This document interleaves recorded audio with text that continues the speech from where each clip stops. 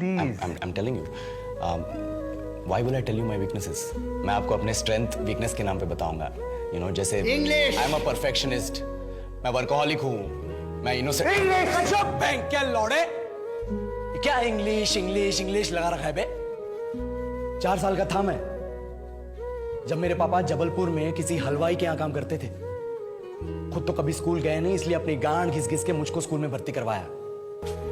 अब कहने के लिए तो वो इंग्लिश मीडियम स्कूल था, लेकिन साले हमारे टीचर लोग खुद हिंदी में बात करते थे। हमारे स्कूल के लड़के एक दूसरे से यो व्हाट्स अप डो ऐसे बात नहीं करते हैं। क्या भौंक रहा है तेरा लंडा आजकल है? ऐसे गले मिलते हैं। किसी तरह रट्टा मार मार के 10th तक पहुंचे तो पता चला कि जिंदगी में सफल होने के लिए एक ही तरीका है और वो है इंजीनियरिंग।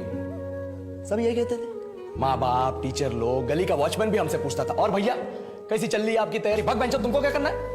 इसलिए हमारे स्कूल के बच्चे हम सब पहुंच गए बकरों की तरह। मैं IIT, मैं NIT। अरे जिस बच्चे ने अपने बाप को जलेबी तलते देखा है वो तो यही सोचेगा ना कि जिंदगी में पैसा ही सब कुछ है। I did not choose this engineering life, sir, and neither did this engineering life choose me. It was shoved down my throat by my teachers while my hands were tied to my back by my friends and my parents watched in silence. और English सुनेगा तो मादरचोद तो सुन। 10th के बाद 2 साल लग गए इस कॉलेज में घुसने के लिए, कोचिंग में निकाल दिए। ना कुछ खेले ना कुछ सीखे, और 2 साल बाद जब यहाँ पहुंचे तो पता चला कि बड़े शहरों के कॉन्वेंट स्कूल के पढ़े बच्चे जब अंग्रेजी में बात करते हैं तो मरे हुए फूल भी खिल उठते हैं। आहा, हवा में ऑक्सीजन की मात्रा बढ़ जाती है इनकी अंग्रेजी सुन के। और पूरे कॉलेज की लड़कियां इन इंग्लिश स्पीकिंग लड़कों को अपना जीवनसाथी.com मान चुकी है। तुझे क्या लगता है?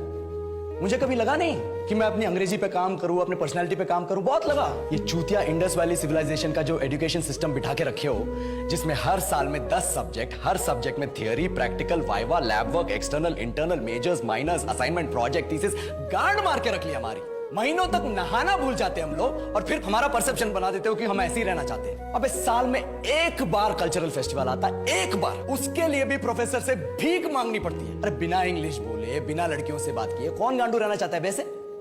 पर टाइम कहाँ है कुछ सीखने के लिए? लगे पड़े कोडिंग सीखने, 3 लैंग्वेज सीख रहे हैं अलग अलग इंग्लिश छोड़ के। लेकिन जब प्लेसमेंट्स की बात आई तो सबको एप्टीट्यूड चाहिए, पर्सनैलिटी चाहिए, इंग्लिश स्पीकिंग चाहिए। It is not that we can not speak English, sir. We are just very conscious of our diction and our pronunciation and we are not confident to speak in front of anyone else. If the curriculum was a little bit diverse, if the engineering colleges in our country focused on our all round development instead of functioning like a goddamn factory that is just mass producing robots by killing their dreams and handing out degrees, I would not be sitting here in this pointless HR interview, the likes of which exist only in our country.